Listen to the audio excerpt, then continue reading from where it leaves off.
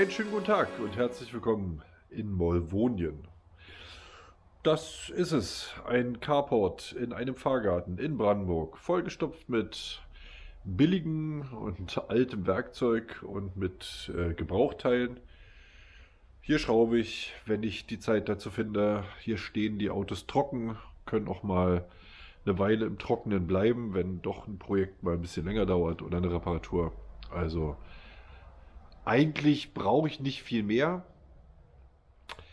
Na gut, vielleicht manchmal einen besseren Fußboden. Jeder, der einen Wagenheber schon mal bedient hat, weiß, dass Kopfsteinpflaster sich nicht wirklich eignet, um einen Wagenheber anzusetzen. Da muss ich denn hier ein bisschen draußen um die Ecke zu einer Betonfläche. Aber sonst reicht's. Warum habe ich hier sauber gemacht? Ich glaube, die Bilder haben sich selbst erklärt. Es war bitter nötig. Naja, und zum anderen bekomme ich bald Besuch.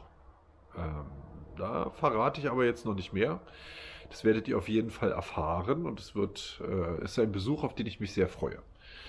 So viel sei schon verraten, mehr nicht. Ja, und dann sage ich auf Wiedersehen und grüßt schön aus Molvonien. Macht's gut, einen schönen Tag euch. Bis zum nächsten Mal.